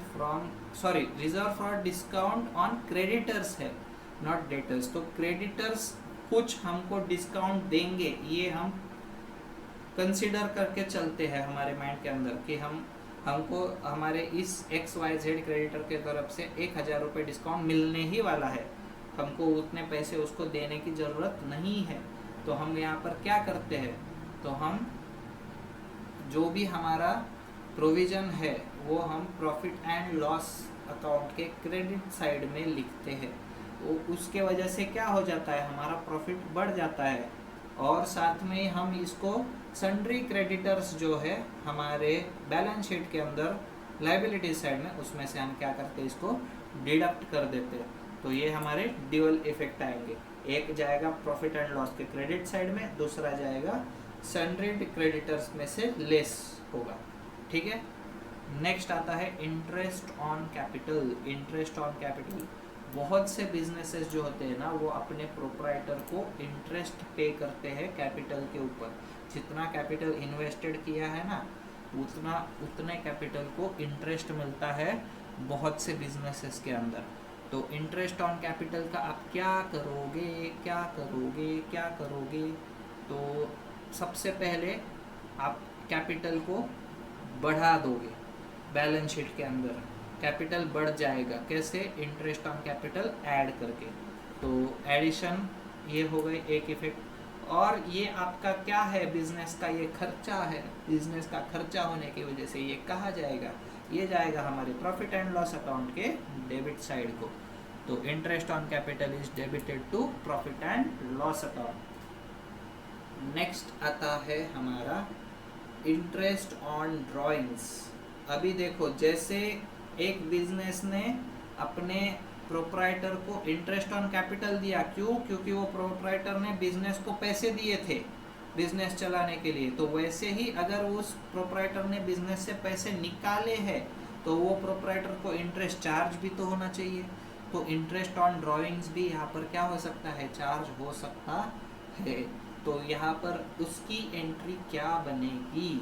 interest on drawings अगर आप ले रहे हो तो वो आपका प्रॉफिट बनेगा बिजनेस का। तो वो प्रॉफिट बनेगा तो वो प्रॉफिट एंड लॉस अकाउंट के क्रेडिट साइड में ही जाएगा। तो पहली आपकी effect credited to profit and loss account, और दूसरा इफेक्ट आपका बनेगा लायबिलिटीज साइड में। जो भी आपका कैपिटल था उसके अंदर आपने ड्राइंग्स लिख रखे थे, नेट प्रॉफिट लिख रखा था, उसके ही नीचे आप क्या करोगे? यहाँ पर ये डिडक्ट करोगे। इंटरेस्ट ऑन ड्राइंग्स क्या हो जाएगा? डिडक्ट हो जाएगा कैपिटल में से। Next, accidental loss of an asset. अगर कुछ आपको एक्सीडेंटल लॉस हो जाता है कोई असेट के अंदर, आपके फिक्स्ड असेट हो या आपका स्टॉक हो या कुछ भी हो, एक्सीडेंटल लॉस अगर हो जाता है तो आप क्या करोगे? तो आप क्या करोगे इस समय? ये लॉस मतलब लॉस, कैसा भी लॉस हो तो आपका वो कहा जाएगा, एक्सीडेंटल लॉस आपका जाएगा प्रॉफिट एंड लॉस अकाउंट के डेबिट साइड को। ये एंट्री दी गई है, देखो। सबसे पहले असेट अकाउंट को कम कर दो एक्सीडेंटल लॉस से, फिर जो एक्सीडेंटल लॉस के अंदर बैलेंस भेजा था वो ट्रांसफ़र कर दो प्रॉफिट एंड लॉस को।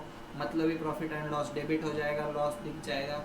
और अगर इंश्योरेंस होगा उस असेट का तो इंश्योरेंस कंपनी ने जितना पैसा दिया है उतना पैसा आप रिवर्स करोगे, और वो रिवर्स करने के बाद आपका वहाँ पर अमाउंट आ जाएगा। अभी देखो, सिंपली मैं समझाता हूँ। इंश्योरेंस कंपनी ने पैसे दिए, एसेट अकाउंट हमारा कम हो गया, उसके बाद हमको पैसे मिले तो ये हमने इंश्योरेंस कंपनी को डेबिट कर दिया, और ये मिलने के बाद जितना भी हमारा प्रॉफिट और लॉस हुआ है वो हम क्या करेंगे? प्रॉफिट अकाउंट या फिर लॉस अकाउंट, जो भी हमारा डेबिट साइड या क्रेडिट साइड होगा उसके अंदर हम ट्रांसफ़र करेंगे। और सेकंड इफेक्ट क्या आएगा इसका? एक प्रॉफिट एंड लॉस का इफेक्ट तो आ गया, सेकंड इफेक्ट आपके बैलेंस शीट में जितना भी वो असेट दिख रहा है ना वो एक तो पूरा का पूरा कम हो जाएगा, या फिर आपको जितना पैसा उसमें से मिला है या उतना समझो उसका 50% ही डैमेज हुआ है तो 50% तो अभी भी है ना, वो आपको असेट साइड में दिखाना पड़ेगा। बट अगर 100% डैमेज हो गया तो असेट साइड से उसको नील कर देना पड़ेगा हमको। तो ये हो गए डबल इफेक्ट्स इस वाले चीज़ के। पानी पियो, खुश रहो। 15, 14, 13 हमारे हो गए हैं, 13। अभी 14th है लॉस ऑफ स्टॉक का, वो हम देखते हैं आगे जा करके, ठीक है।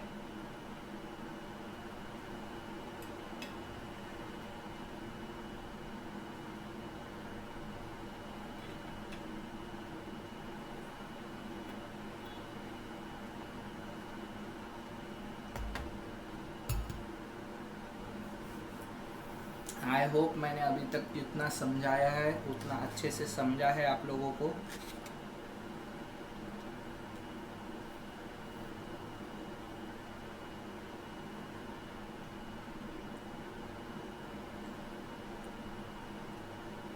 यस, नेक्स्ट हमारा है एक्सीडेंटल लॉस ऑफ स्टॉक, जैसे हमने ऊपर देखा एक्सीडेंटल लॉस ऑफ असेट्स, वैसे ही ये है। इसके अंदर क्या है, तो आपको स्टॉक होने की वजह से आपका ये इफेक्ट जाएगा ट्रेडिंग अकाउंट में। ऊपर जो असेट था वो इफेक्ट गया, कहाँ गया, आपका प्रॉफिट एंड लॉस अकाउंट में गया, बट यहाँ पर कहाँ जाएगा, आपका इफेक्ट जाएगा आपके ट्रेडिंग अकाउंट में, क्योंकि ये रिलेटेड टू ट्रेडिंग एक्टिविटी है। स्टॉक आपका रिलेटेड टू ट्रेडिंग एक्टिविटी होता है। तो इंश्योरेंस कंपनी अकाउंट को आप क्या कर दोगे, यहाँ पर डेबिट कर दोगे और ट्रेडिंग अकाउंट को क्रेडिट कर दोगे। मतलब फर्स्ट इफेक्ट कहाँ जाएगा, आपका फर्स्ट इफेक्ट जाएगा ट्रेडिंग अकाउंट के क्रेडिट साइड में, ठीक है। इंश्योरेंस कंपनी अकाउंट से आपको कितना पैसा मिला। इसके बाद जितना आपको लॉस हुआ वो लॉस आप कहाँ दिखाओगे, प्रॉफिट एंड लॉस। हम एक्चुअली इसके अलग अलग कुछ पार्ट्स है वो पढ़ के देखेंगे। अगर मैं डायरेक्ट इसको बता दूंगा तो ये केसेस नहीं समझ आएंगे, ठीक है। तो मैं अच्छे से पहले ये पढ़ के समझाता हूँ। If the stock is fully insured, whole loss is fully recoverable from insurance company. The journal entry is insurance company debit to trading account, और इसका क्या आएगा effect, insurance company account is shown on the credit side of the trading account and in balance sheet it is treated as an asset until the amount is received. मतलब ही जितना भी आपका amount आपको मिलने वाला है आप ट्रेडिंग अकाउंट के क्रेडिट साइड में लिखेंगे, क्लोजिंग स्टॉक कम करेंगे और ये वाला अमाउंट बढ़ा देंगे, और साथ में ही उधर बैलेंस शीट में भी वैसा ही क्लोजिंग स्टॉक कम हो जाएगा और आपका एक्सीडेंटल लॉस ऑफ स्टॉक क्या बढ़ जाएगा, अमाउंट बढ़ जाएगा। If stock is not fully insured, आपको कुछ कम पैसे मिलने वाले हैं, तो आप क्या करोगे, उसके अंदर आप करोगे जितना आपको मिल रहा है उतना आप ट्रेडिंग को क्रेडिट करोगे, जितना लॉस हो रहा है उतना आप ट्रेडिंग को क्रेडिट करोगे, और जितना लॉस हो रहा है वो प्रॉफिट एंड लॉस को डेबिट करोगे। तो वो आपका क्या बन जाएगा, यहाँ पर वो बन जाएगा आपका जर्नल एंट्री, और साथ में ही इसका इफेक्ट भी सेम आएगा। जितना आपने इंश्योरेंस कंपनी अकाउंट यहाँ पर लिख रखा है आपके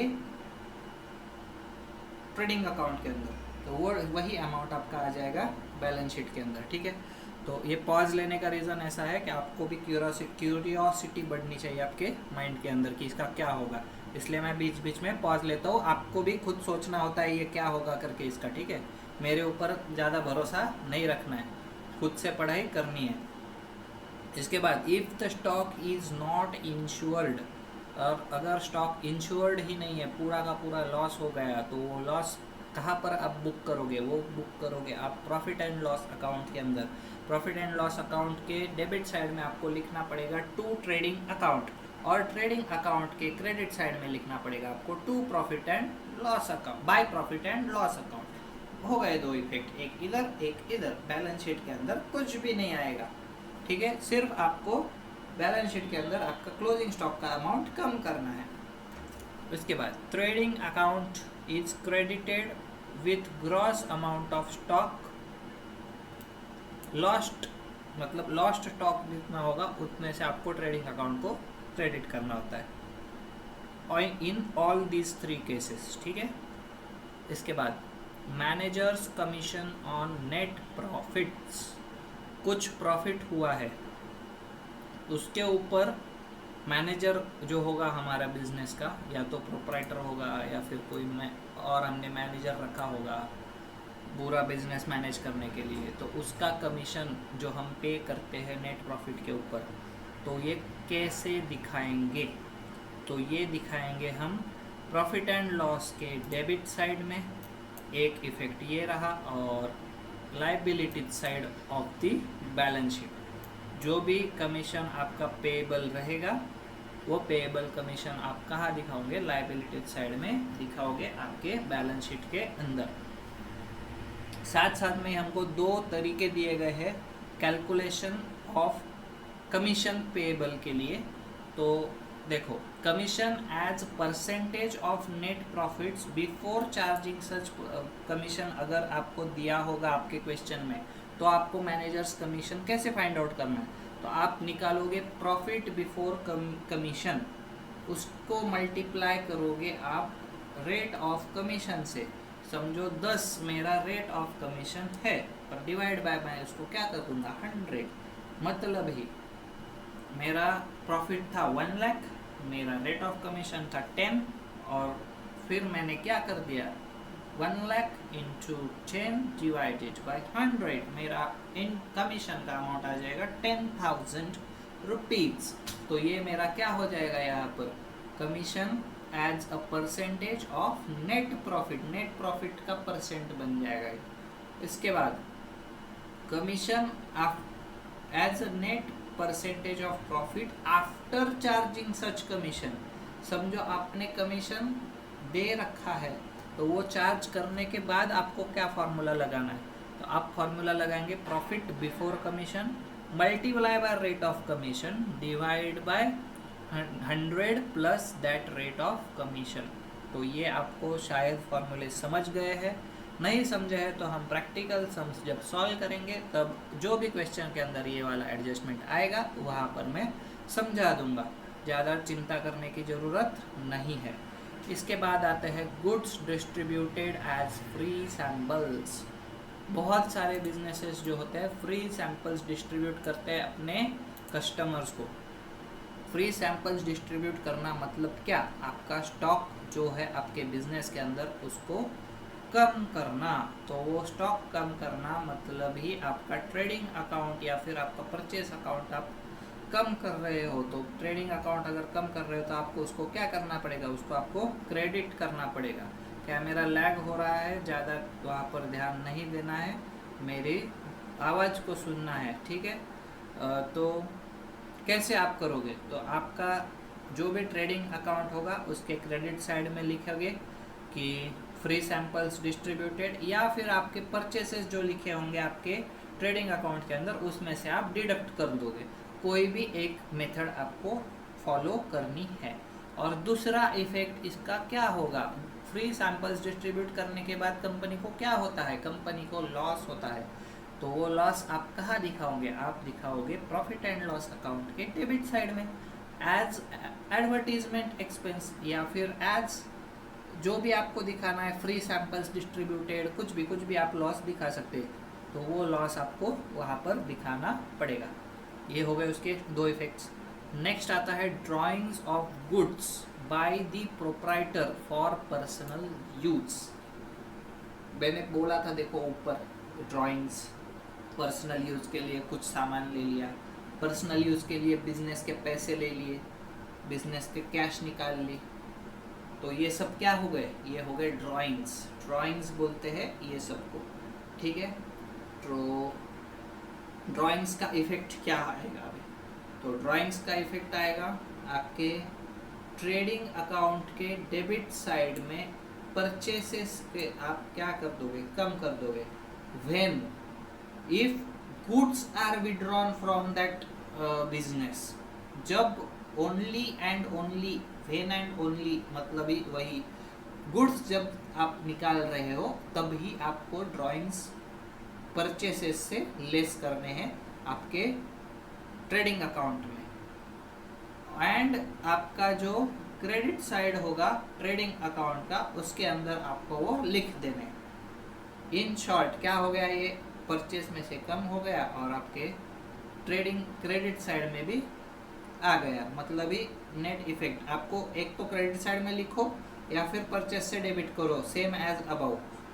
और they are included in proprietor's drawing, मतलब ही कैपिटल के अंदर जो ड्राइंग हमने देखे थे वो ड्राइंग के अंदर उसको क्या कर दो, इंक्लूड कर दो। तो वो हमारा क्या बन जाएगा, वहाँ पर डबल इफेक्ट बन जाएगा। एक तो क्रेडिट साइड में लिखो ट्रेडिंग अकाउंट के, या फिर परचेस से डेबिट करो, या फिर उसको मतलब सेकंड इफेक्ट में उसको ड्राइंग्स के अंदर ऐड कर दो। इसके बाद deferred revenue expenditure. Deferred revenue expenditure क्या होता है ये बहुत से लोगों को पता नहीं होगा, तो इसको पढ़ना पड़ेगा, इसको पढ़ना पड़ेगा। तो ये पढ़ने के लिए हमको क्या करना पड़ेगा, हाइलाइटर लेना पड़ेगा। तो the expense which is incurred in 1 year but benefit of which is available in few subsequent years is called as deferred revenue expenditure. Part of such expenditure is written off each year and the rest is capitalized. I hope ये पढ़ के समझ गया है. आपने खर्चा आज किया है बट उसका बेनिफिट जो है वो हमको आगे चल के मिलने वाला है, आज उसका बेनिफिट नहीं मिलने वाला है. तो वो हमारे लिए क्या बन गया यहाँ पर, वो हमारे लिए बन गया डेफर्ड रेवेन्यू एक्सपेंडिचर. ठीक है, तो इसका एंट्री आप क्या करोगे, तो deferred revenue expenditure is a loss, it is an expense, ये आप लिखोगे प्रॉफिट एंड लॉस के डेबिट साइड में, और साथ साथ में ही आप इसको कैपिटलाइज करोगे as an expense in the balance sheet and shown as a deduction from capitalized expense in the balance sheet. ये कैसे होगा प्रैक्टिकली जब आप प्रॉब्लम सॉल्व करेंगे तो मैं आपको समझा दूंगा कि ये डबल इफेक्ट कैसे आ रहा है. आपको एक तो समझ गया होगा प्रॉफिट एंड लॉस का, दूसरा समझने के लिए आपको प्रैक्टिकल सम सॉल्व करना पड़ेगा. उसके बाद आते हैं हमारे goods sale on approval basis. अब ये क्या होता है ये भी बच्चों को पता नहीं होगा, हमारे सिलेबस के अंदर तो है ही नहीं. Goods sale on approval basis क्या होते हैं, अगर किसी को पता है, 11th-12th वाले बहुत होशियार होते हैं तो उनको पता होगा, अगर नहीं भी पता होगा तो मैं बता देता हूँ. Goods sale on approval basis मतलब क्या, मैं एक बिजनेसमैन हूँ और मैं एक्स गुड्स में डील करता हूँ, तो मेरा क्या है ना, लोगों को मैं उसको यूज करने को दे देता हूँ. आप 10 दिन 1 महीना यूज करो, आपको वो अच्छा लगे, उसके बाद मेरे को पैसा देना, उसके बाद अप्रूवल देना कि हाँ मेरे को ये चाहिए. तो वो क्या बन गया है यहाँ पर, goods sale on approval basis बन गया. तो वो उस वजह से क्या एंट्री हमको पास करनी पड़ेगी, क्या हमको लिखना पड़ेगा हमारे बैलेंस शीट के अंदर, वो हमको फाइंड आउट करना है. तो this item is shown on the credit side of trading account by the way of deduction from sales at sales price and added to the closing stock at the cost price. तो ये आपको अच्छे से समझना है. देखो जो भी हमारा सेल्स हुआ था बराबर, वो सेल्स में से आप क्या कर दोगे, सेल वैल्यू के ही मतलब सेल प्राइस पर ही आप उसको माइनस कर दोगे सेल्स में से जितना भी आपका good sold on approval basis है, और एट द सेम टाइम आप उसको ऐड बैक कर लोगे आपके क्लोजिंग स्टॉक में एट योर कॉस्ट प्राइस. वो गुड्स आपको जितने को कॉस्ट हुआ था, 100 रुपये को कॉस्ट हुआ था, तो आप 100 रुपये को उसको ऐड कर दोगे, और at the same time it is shown on the asset side as a deduction from sundry debtors. Sundry debtors में से आप कम कर दोगे एट कौन सा price, at sales price, and added to closing stock at cost price. 4 effect है. देखो बेसिकली 2 ही है, एड लेस ही करना है. ट्रेडिंग अकाउंट में अंदर आप क्या करोगे, सेल्स में से लेस करोगे सेल प्राइस पे, इधर सन्ड्री डेटर्स में से लेस करोगे सेल प्राइस पे, फिर इधर क्लोजिंग स्टॉक में से ऐड करोगे कॉस्ट प्राइस पे, इधर क्लोजिंग स्टॉक में ऐड करोगे कॉस्ट प्राइस पे. इजी, समझ गया. इसके बाद goods received but not recorded in books. Goods तो मिल गए बट बुक्स के अंदर तो हमने रिकॉर्ड किए ही नहीं.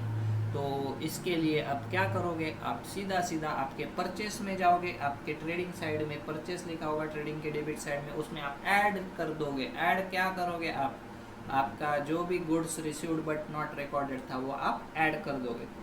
उसके बाद इसके वजह से क्या बढ़ गया, हमारे सन्ड्री क्रेडिटर्स भी बढ़ गए. तो सन्ड्री क्रेडिटर्स बढ़ गए तो हमारा सेकंड इफेक्ट जाएगा बैलेंस शीट के लाइबिलिटी साइड में, सन्ड्री क्रेडिटर्स में add goods received but not recorded in books. तो हमारी लाइबिलिटीज भी क्या बढ़ जाएगी, बढ़ जाएगी. क्या हो जाएगी, बढ़ जाएगी. नेक्स्ट आता है salary to proprietor.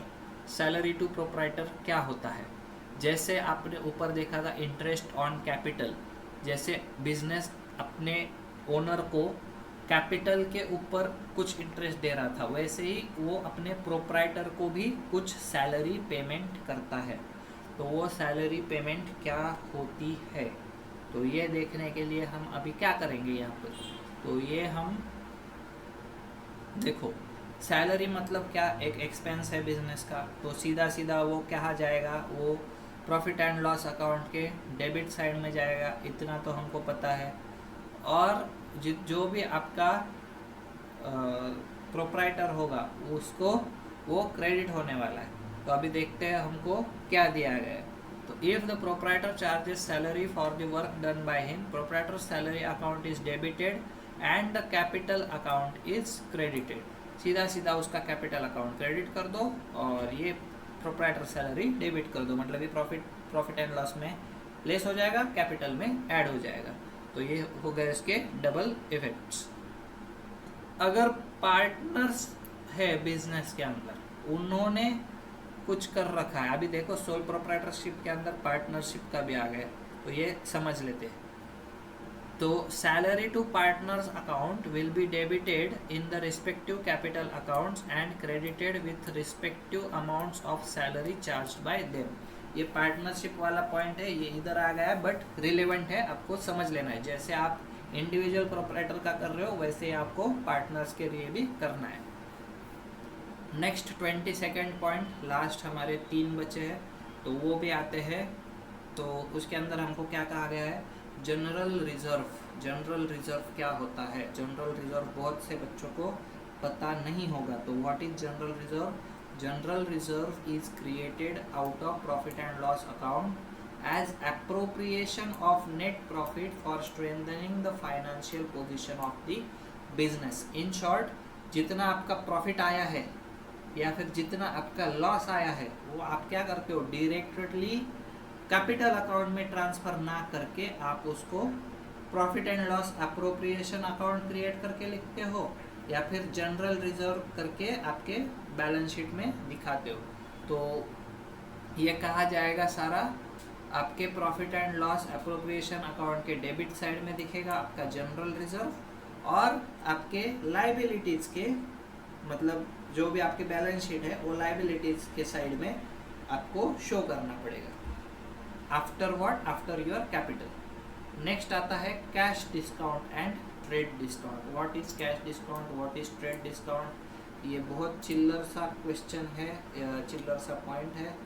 Cash discount मतलब क्या, आपने at the time of sale customer को डिस्काउंट अलाउ कर दिया, तो वो क्या बन जाएगा, यहाँ पर कैश डिस्काउंट बन जाएगा। और ट्रेड डिस्काउंट क्या होता है? ट्रेड डिस्काउंट मतलब आफ्टर योर सेल आपको कुछ पैसे मिलने हैं, आपके कुछ डेट्स बाकी है, तो वो डेट्स रिकवर करने के लिए आप कुछ डिस्काउंट दे रहे हो, तो वो आपके लिए क्या बन जाएगा, यहाँ पर ट्रेड डिस्काउंट बन जाएगा। ये हो गया आपका 11th-12th का एक्सप्लेनेशन। अभी देखते हैं ICSI का एक्सप्लेनेशन क्या है। तो cash discount is allowed and received for prompt payment when a discount allowed to customer a less amount is accepted in as a full payment of debt. मैंने शायद एक्सप्लेनेशन में उल्टा बोल दिया है। कैश डिस्काउंट मतलब जो आपका डेट था उसका रिकवरी के वक्त आपने जो डिस्काउंट दिया वो कैश डिस्काउंट होगा, और जो ट्रेड डिस्काउंट है वो eight the time of trade देते हैं कर एक्चुअल, तो वो ट्रेड डिस्काउंट होता है। मैंने ऊपर उल्टा एक्सप्लेनेशन दिया था, ये वाला सही है।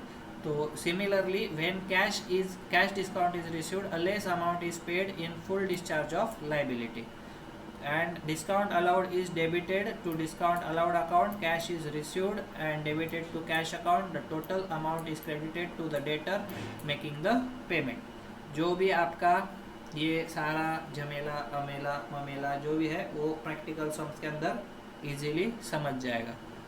इसके बाद ट्रेड डिस्काउंट भी सेम ट्रीटमेंट है, आपको बता दी है। कैश डिस्काउंट जैसे कैश मिलने पर प्रॉम्प्ट पेमेंट पर दिया जाता है, वैसे ही trade discount for instant payment, trade के वक्त ही पेमेंट कर दे वो बंदा सामने वाला, उसके लिए ट्रेड डिस्काउंट का फीचर होता है।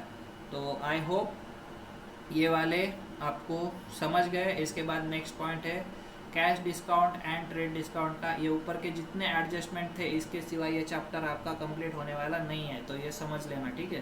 तो नेक्स्ट हमारा पॉइंट है difference between cash discount and trade discount. ये आपने खुद से पढ़ना है, इजी है।